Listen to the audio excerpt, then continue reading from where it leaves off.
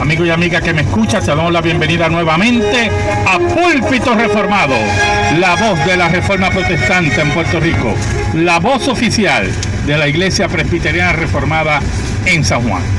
Te habla el reverendo Carlos Cruz Moya y te invitamos a que te quedes con nosotros en la próxima hora para que escuches palabra de Dios, la palabra que no se equivoca, la palabra que no vuelve atrás vacía, esa palabra que como espada de dos filos penetra hasta lo más profundo del corazón del hombre y la mujer. En esta hermosa noche en San Juan de Puerto Rico vamos a tener el tema el Nuevo Testamento como intérprete del Antiguo Testamento. El Nuevo Testamento como intérprete del Antiguo Testamento. Así que amigo y amiga que me escucha, busca tu Biblia, la palabra de Dios, la única regla de fe y conducta para discutir este tema tan interesante. El Nuevo Testamento como intérprete del Antiguo Testamento. Amigo y amiga que me escucha, busca tu Biblia, la palabra de Dios, la única regla de fe y conducta, y buscamos Mateo capítulo 5, versículos del 43 al 46. Mateo 5, del 43 al 46. Dice así la palabra de Dios. Oíste que fue dicho, amarás a tu prójimo y aborrecerás a tu enemigo.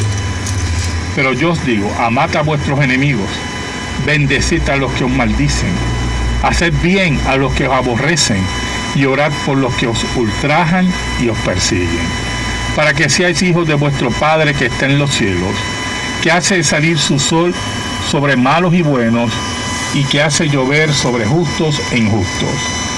Porque si amáis a los que os aman, ¿qué recompensa tendréis? ¿No hacen también lo mismo los publicanos? Y si saludáis a vuestros hermanos solamente, ¿qué hacéis de más? ¿No hacen también así los gentiles?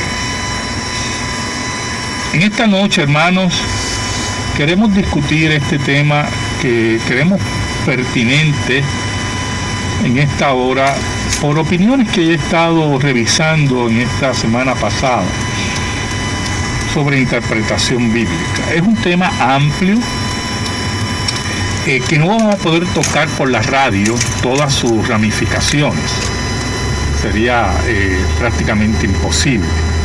En esta noche queremos dar unos ejemplos donde el Nuevo Testamento se presenta como la llave de interpretación del Antiguo Testamento, y aún más en los pasajes que hemos leído sobre Cristo en el Sermón del Monte, como decía Martín Lutero, Cristo como la llave de interpretación de la Biblia. Y queremos empezar con un ejemplo simple, posiblemente hasta raya en lo simplón, el ejemplo, pero como un modelo, como una base para que vayamos entendiendo qué queremos decir que el Nuevo Testamento interpreta al Antiguo Testamento. He estado viendo opiniones en esta semana de líderes muy importantes y algunos hermanos que siguen a esos líderes, negando que el Nuevo Testamento interpreta el Antiguo Testamento.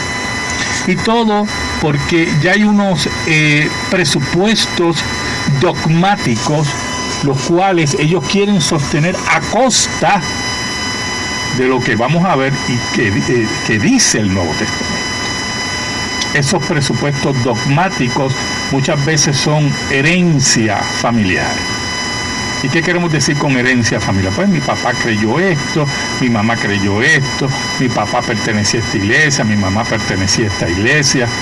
Y oiga, y se convierte en parte integral de una herencia familiar, ¿verdad? Y abandonar eso, pues muy doloroso para muchas personas.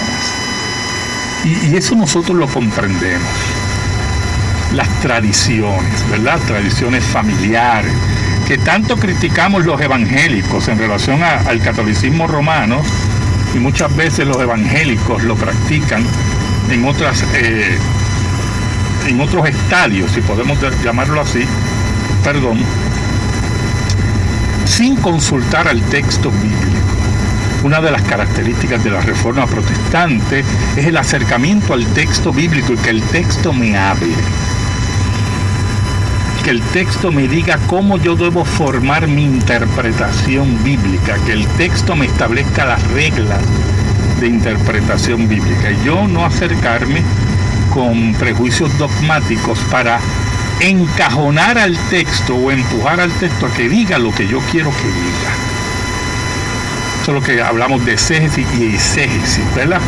Ver en el texto lo que nos aparece, en el imponer al texto. Está la exégesis, que es la correcta, y la exégesis, que lo que hacemos es imponerle al texto lo que queremos que diga el texto, sin unas comparaciones bíblicas, sin una exégesis correcta. Lógico, no nos vamos a meter a dar una clase aquí de exégesis, porque en la radio es muy difícil y el tiempo no nos daría. Queremos darle a ustedes unos pequeños ejemplos bíblicos, muy claros de cómo el Nuevo Testamento interpreta el Antiguo Testamento. Pero vamos a empezar con un ejemplo histórico prácticamente. A los hermanos que tienen su Biblia frente a ustedes, me gustaría que fueran a Génesis, capítulo 22, versículos del 7 al 10. Génesis, capítulo 22, versículos del 7 al 10. Aquí tenemos el momento que Dios ordena a Abraham a sacrificar a su hijo. Y vamos a ver una parte de ese drama terrible, ¿verdad? En el cual Abraham se dirige a cumplir el mandamiento de Dios o la orden de Dios, que él no entendía en ese momento que era una prueba de parte del Señor. El capítulo 22, versículos del 7 al 10 dice: entonces habló Isaac a Abraham, su padre, y dijo: Padre mío. Y él respondió: heme aquí, hijo. Y él dijo: he aquí el fuego y la leña, mas ¿dónde está el cordero para el holocausto? Y respondió Abraham: Dios se proveerá de cordero para el holocausto, hijo mío. E iban juntos. Y cuando llegaron al lugar que Dios le había dicho, edificó allí Abraham un altar y compuso la leña y ató a Isaac su hijo y lo puso en el altar sobre la leña. Y extendió Abraham su mano y tomó el cuchillo para degollar a su hijo. Si usted lee este pasaje así, sin ninguna referencia del Nuevo Testamento, usted puede concluir, como muchos concluyeron, que cuando Abraham le dice Dios va a proveer de cordero, Dios va a proveer, ¿verdad?, para el holocausto, pues era una muestra de fe tremenda de que en algún momento Dios iba a evitar el sacrificio de su hijo y entonces iba a proveer, pues, mediante un cordero, proveer para el sacrificio. Y uno puede concluir así, pero si usted sigue leyendo, ¿verdad?, usted ve ahí que Abraham en ningún momento se detuvo a buscar por dónde estará el cordero, ¿verdad? En ningún momento. Él estaba dispuesto a degollar a su hijo. ¿Y qué pasa? El Nuevo Testamento, la palabra de Dios en el Nuevo Testamento nos da la clave, porque la palabra de Dios en el Nuevo Testamento, en Hebreos, y quiero que vayan conmigo a la epístola a los Hebreos, en Hebreos nos da la clave, qué era lo que pasaba por la mente de Abraham. Oye, hermanos, en ese momento, los que tenemos hijos, ¿verdad?, sabemos, ¿verdad?, en ese momento que era fuerte para Abraham, pero él iba obediente, con fe. En Hebreos 11, del versículo 17 al 19, mire cómo dice: por la fe Abraham, cuando fue probado, ofreció a Isaac, y el que había recibido las promesas ofrecía su unigénito. Habiéndosele dicho: en Isaac te será llamada descendencia. O sea, el pensamiento de Abraham era: caramba, se me dijo esto, pero quieren que ofrezca al único hijo en el cual iba a hacer la promesa. Ahora, mire cómo dice el versículo 19 de Hebreos 11. Mire cómo dice: pensando que Dios es poderoso para levantar aún entre los muertos, de donde en sentido figurado también le volvió a recibir. Mire qué cosa tremenda, yo, hermano. En el pensamiento de Abraham, nos dice el Nuevo Testamento, era que Dios podía resucitar. Dios podía resucitar a su hijo de entre los muertos. Yo voy a hacer esto. Dios se va a proveer de cordero, pero lo sé que se va a proveer de cordero, porque si yo mato a mi hijo, que es lo que dice la carta de Hebreos, Dios es poderoso de levantarlo entre los muertos. Eso es lo que pasaba por la psiquis de Abraham, que no lo podemos ver en Génesis, pero que lo vemos a través de la revelación del Nuevo Testamento. Abraham confiaba que si mataba a su hijo, un acto terrible, Dios tenía el poder de resucitarlo de entre los muertos. Y eso es lo que básicamente un ejemplo simple, bien simple. Queremos mostrar cómo el Nuevo Testamento nos da información del Antiguo e interpreta el Antiguo Testamento. Esa es, tomando este ejemplo bien simple, esta es la forma que se interpreta el Antiguo Testamento. El Nuevo Testamento nos muestra en todo momento cómo debe interpretarse la palabra de Dios en el Antiguo Testamento. Por eso empezamos por ese pasaje de Cristo en el Sermón del Monte. Antes os he dicho, mas yo os digo. Cristo es la llave de interpretar la Escritura. Ahora, vamos a pasajes más exegéticos. Vamos al libro de los Hechos. Capítulo 2, versículos del 14 al 21. Es el día de Pentecostés, ¿verdad?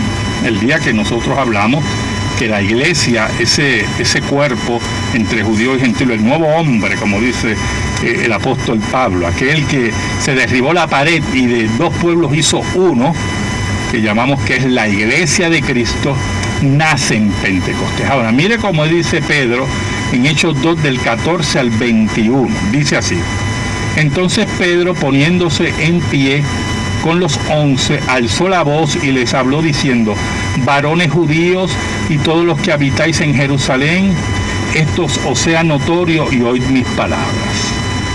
Porque estos no están ebrios como vosotros suponéis, puesto que es la hora tercera del día. Mas esto es lo dicho por el profeta Joel. Y en los postreros días, dice Dios, derramaré de mi espíritu sobre toda carne, y vuestros hijos y vuestras hijas profetizarán, vuestros jóvenes verán visiones, y vuestros ancianos soñarán sueños. Y de cierto sobre mis siervos y sobre mis siervas en aquellos días derramaré de mi espíritu, y profetizarán.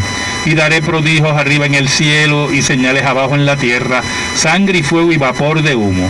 El sol se convertirá en tinieblas y la luna en sangre, antes que venga el día del Señor grande y manifiesto. Y todo aquel que invocare el nombre del Señor será salvo. Pedro, viendo lo que está ocurriendo y la gente, algunos burlándose de lo que está ocurriendo, Pedro, inspirado por el Espíritu Santo en ese primer mensaje, le dice a las personas: no, yo quiero que ustedes vean aquí que este es el cumplimiento de la profecía de Joel. Entonces, si usted va conmigo a Joel, capítulo 2, y quiero que me acompañe a Joel, los hermanos que tienen su Biblia ante usted, capítulo 2, versículos del 27 al 32, y quiero leerlo desde el 27 al 32, porque usted va a notar ahí qué queremos decir con que el Nuevo Testamento interpreta al Antiguo Testamento. Joel 2, versículos del 27 al 32, dice lo siguiente. Dice: y conoceréis que en medio de Israel estoy yo, y que yo soy Jehová vuestro Dios, y no hay otro, y mi pueblo nunca jamás será avergonzado. Mire cómo dice el versículo 27. El judío que leía esto pensaba en el Israel nacional, ¿oyó?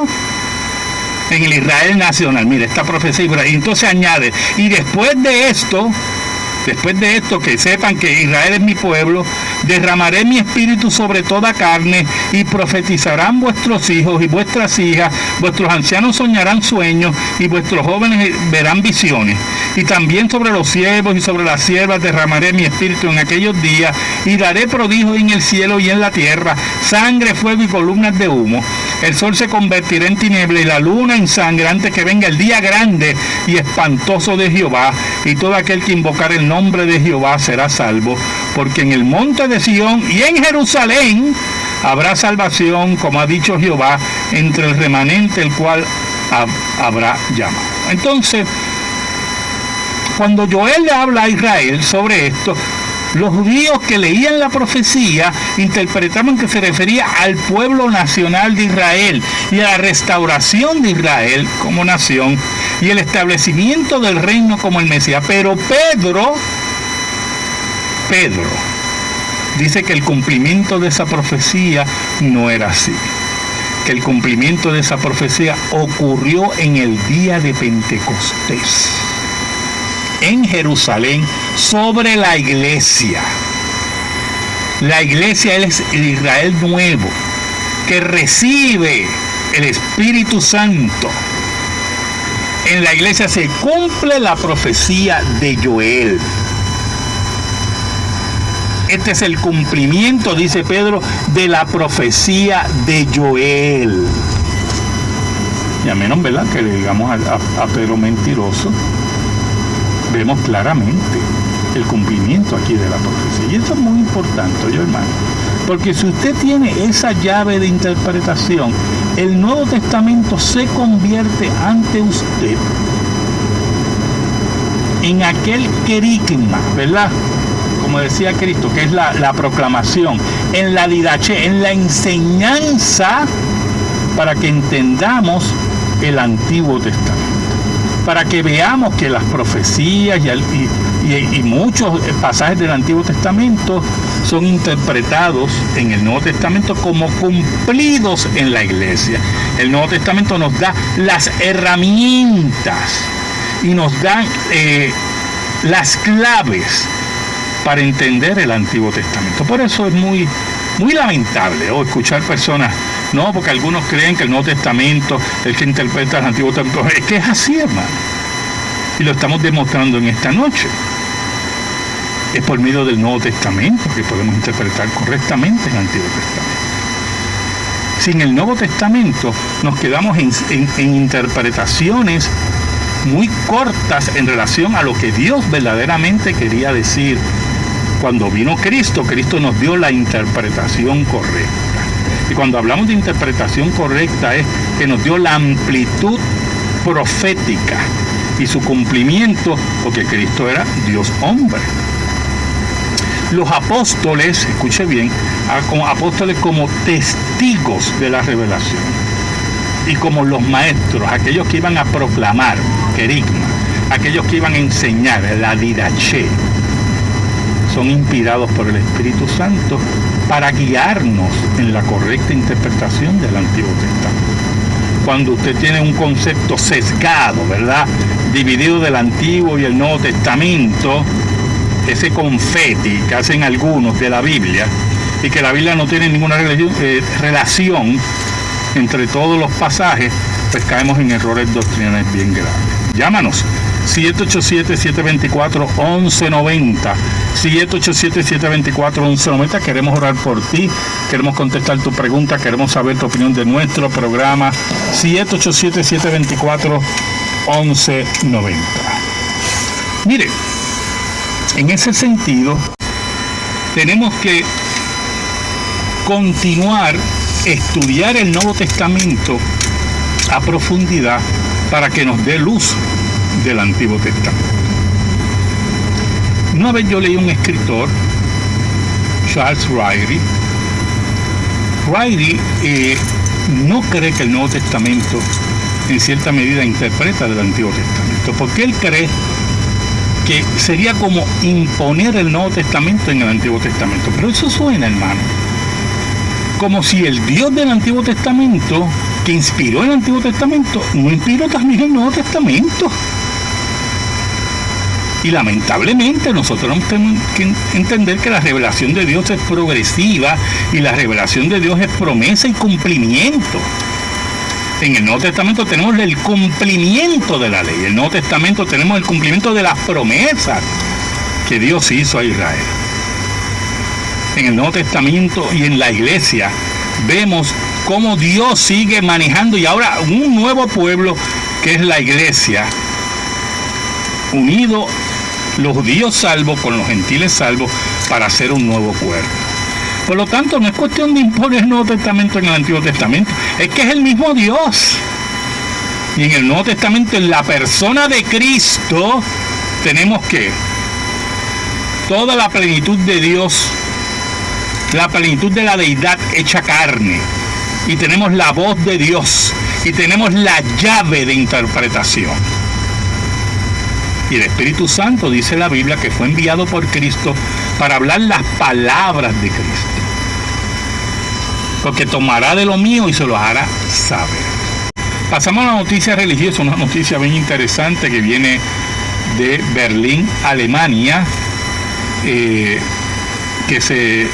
su encabezado dice: 1/3 de los protestantes alemanes no creen en Dios. Dice que una encuesta entre los miembros de la Iglesia Evangélica de Alemania, sería la Iglesia Luterana, ¿verdad?, de Alemania, confirma el avance de la teología liberal. De los cristianos evangélicos de Alemania aseguran creer que no creen en Dios, mientras un 60% dice sí creer en Dios. Solo el 67% de los cristianos protestantes, miembros de la Iglesia Evangélica de Alemania, por sus siglas en alemán, creen en Dios. Así lo revela una encuesta de la revista Spiegel. El estudio muestra el colapso de la doctrina básica del cristianismo, como es la fe en la existencia de Dios. La evolución se traduce en una curva negativa, puesto que la misma encuesta realizada en el 2005 daba como resultado que un 79% de los protestantes alemanes sí creían en Dios. El análisis también afecta a la Iglesia Católica en el país, aunque de manera más leve.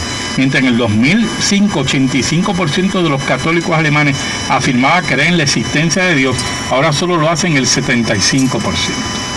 Porcentajes que disminuyen todavía más cuando se pregunta acerca de la resurrección de Jesús.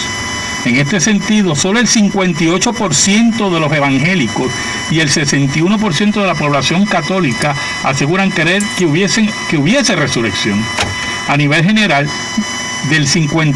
alrededor del 55% del conjunto de la sociedad alemana dice creer en algún tipo de Dios, mientras que en 2005 alcanzaba el 66%. En cuanto a los milagros, 6 de cada 10 personas los ven como algo posible, aunque se da una diferencia considerable entre sexos. Mientras el 75% de las mujeres están convencidas de ello, tan solo el 57% de los hombres lo creen. Bueno, vamos a discutir esta noticia, ¿verdad?, que es medio enigmática. Miren, hermanos, esta noticia, 1/3 de los protestantes alemanes no creen en Dios. Tenemos que partir de un aspecto político-cultural de Alemania. La Iglesia Evangélica Luterana de Alemania es la iglesia oficial del Estado. Básicamente, la mayoría de los alemanes que nacen allí en Alemania son luteranos. E ingresan a la iglesia, en cierta medida, ¿verdad? Por eso muchas de esas iglesias están vacías, aunque ellos sean miembros de la iglesia protestante.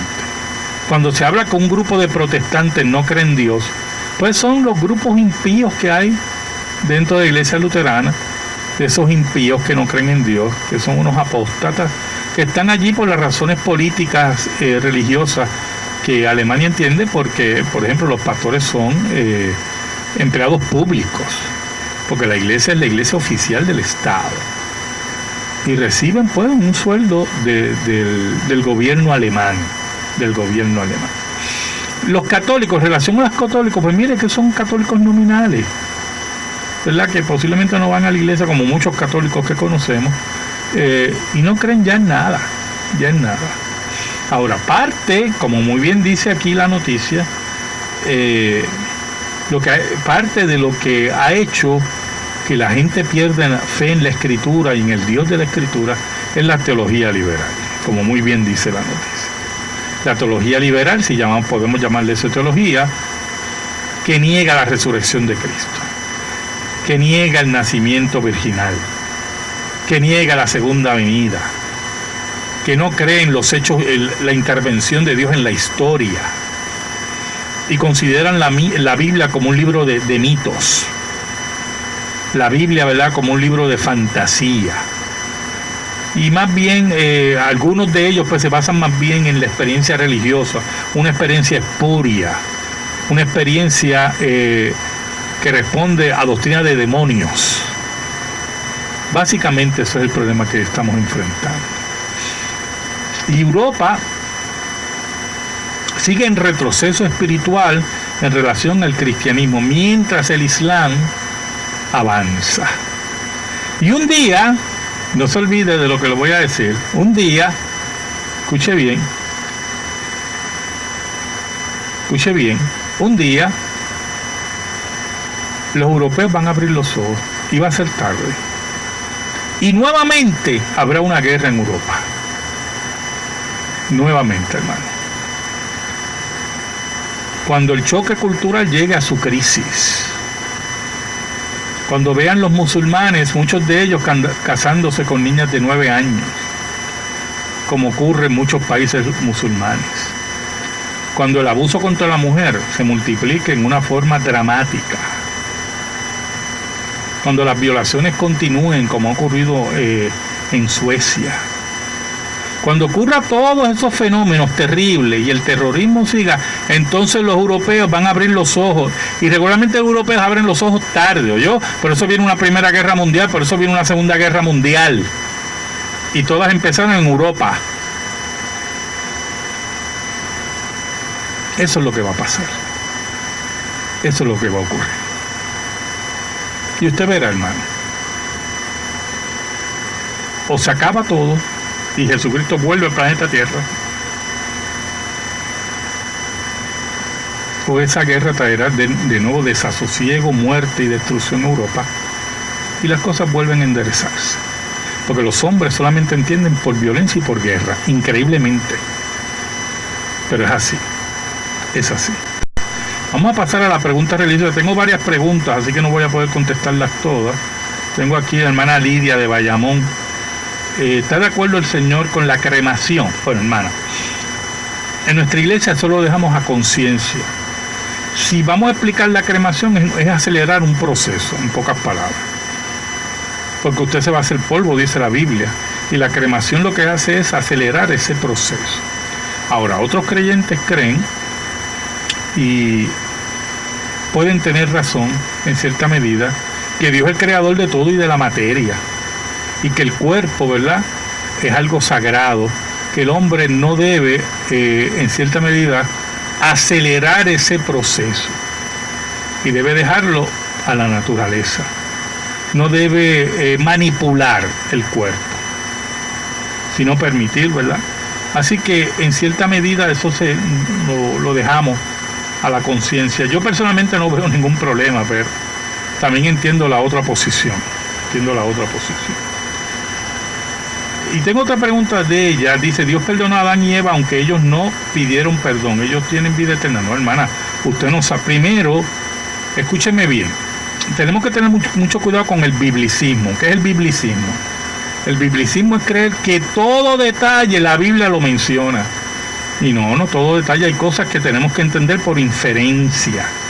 Si el Señor los vistió con pieles de animal, es que hizo sacrificios de animales,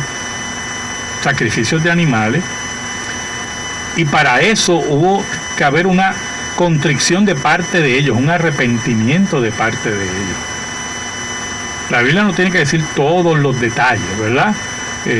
Hay un pasaje cuando dice que Rebeca vio a Isaac la vio y se la llevó a la tienda de la que era de Sara. Ya Sara había muerto, y el pasaje, en un resumen tremendo que hace Moisés en ese versículo, dice que allí Isaac la amó, pero lo que hace es, ¿verdad? Y se unió a ella, pero eso es un resumen completo. Tuvo que haber existido una boda celebrada por Abraham, fiesta, de todo eso, pero para Moisés no era importante todos esos detalles, y lo resumió. En este pasaje ocurre lo mismo. Por inferencia sabemos que Adán y Eva pidieron perdón delante del Señor. Y Adán pertenece a la analogía de Cristo. Y por lo tanto, sí, creemos, claro que sí, que están en la presencia del Señor. Claro que sí. Tengo otra pregunta. Tengo varias preguntas. No voy a poder contestarlas todas, ¿verdad?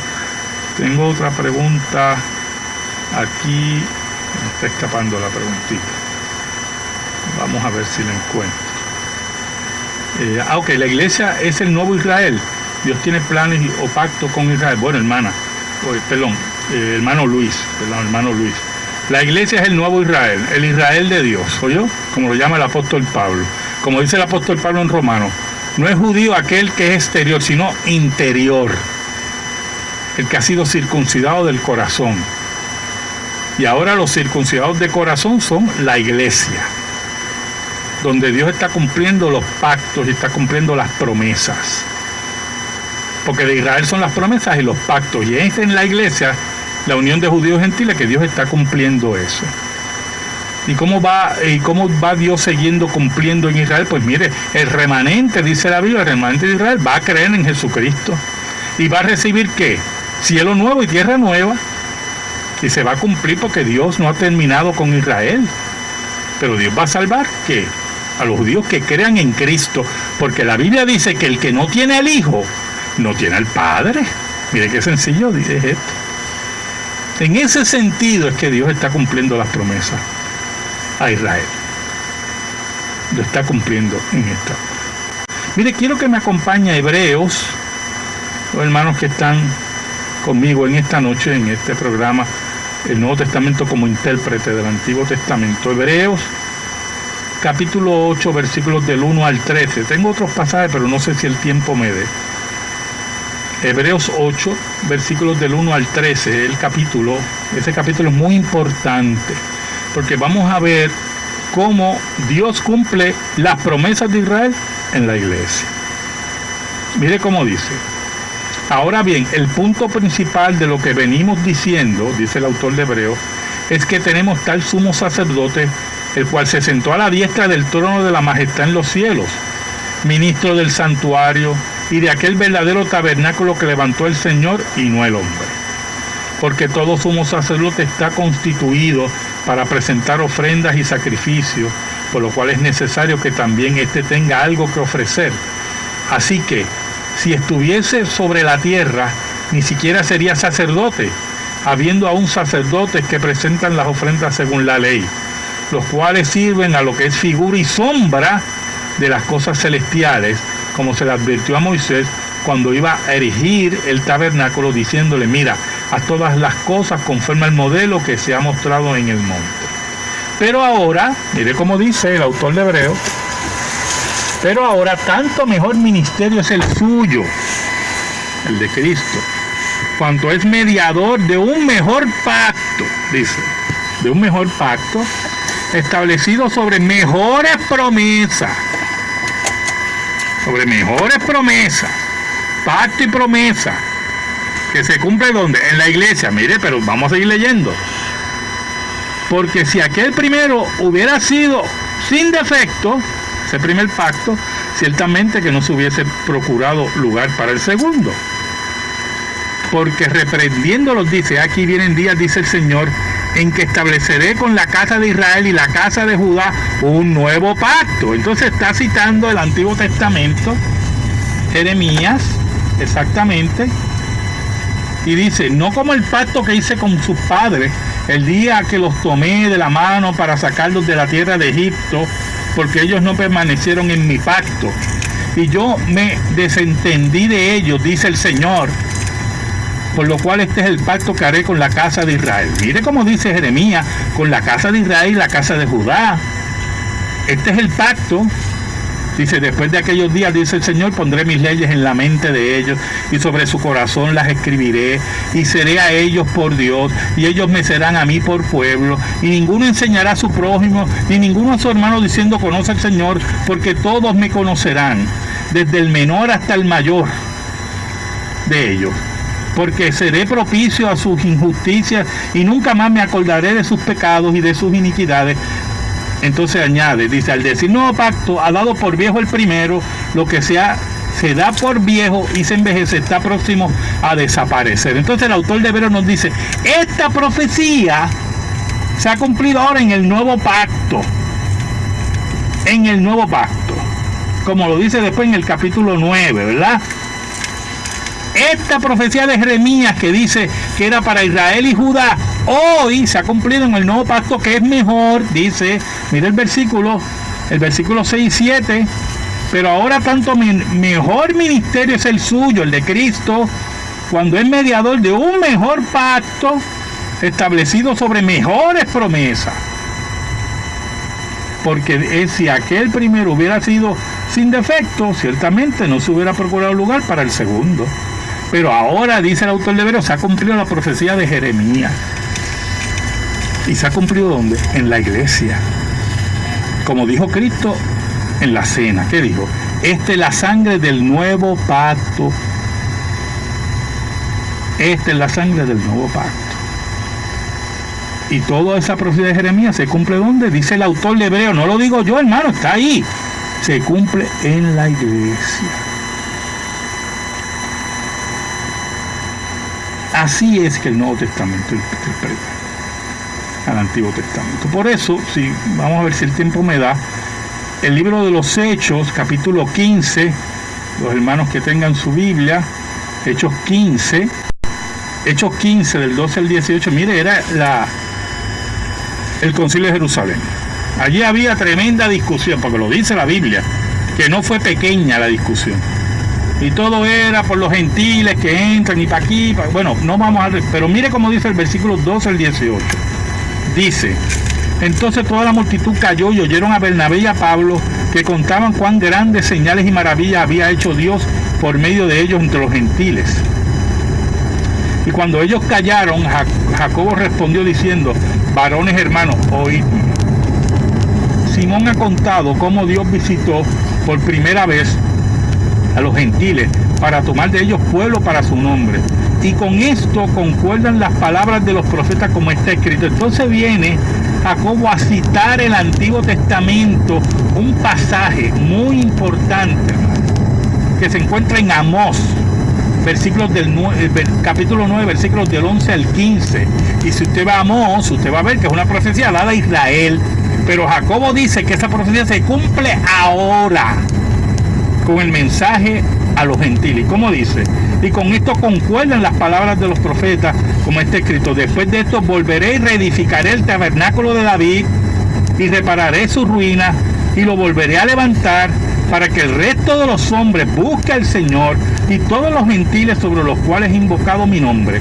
Dice el Señor que hace conocer todo esto desde tiempos antiguos. Entonces, para Jacobo, esa profecía de Amós, que Israel posiblemente interpretaba a través de Israel nacional, se cumple en la iglesia, en la predicación de Pablo y Bernabé, en la predicación de la iglesia a los gentiles, en la predicación de Pedro a Cornelio. Y el Nuevo Testamento nos muestra cuál es la interpretación correcta. Cómo es que debemos ver el Antiguo Testamento a través del Nuevo Testamento. Por lo tanto, ¿qué queremos decir con todo esto? Mire, hermano, la llave de la interpretación del Antiguo Testamento es el Nuevo Testamento, como nos muestra el mismo Nuevo Testamento. La llave de toda la Biblia es Cristo, el que dice, a vosotros os dijeron, yo os digo, yo digo. La llave de interpretación del Antiguo Testamento es la enseñanza y la predicación de los apóstoles, porque esa fue la comisión de Cristo a ellos. Y cuando nosotros no tenemos esa llave y cuando obviamos el Nuevo Testamento y queremos interpretar el Antiguo Testamento como nos da la gana, sin dejarnos guiar por el Nuevo Testamento, o sea, interpretar el Antiguo Testamento sin la guía del Nuevo Testamento, cometemos graves errores de interpretación. Y volvemos a las sombras, a lo que el autor de Hebreos dice que eran sombras de lo que había de venir, que ya llegó. No hay otro templo que no sea Cristo y su iglesia. No hay otro sacrificio que no sea el de la cruz.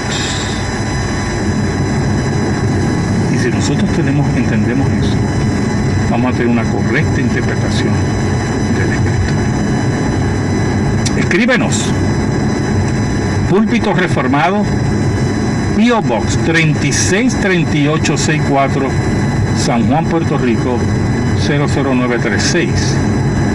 Púlpito Reformado, P.O. Box 363864, San Juan, Puerto Rico 00936. Si te interesa que este programa de radio se mantenga en el aire, puedes enviar tu ofrenda a nombre de la Iglesia Presbiteriana Reformada a la misma dirección. Púlpito Reformado, P.O. Box 363864, San Juan, Puerto Rico 00936. Que Dios bendiga tu hogar y tu vida. Dios te bendiga.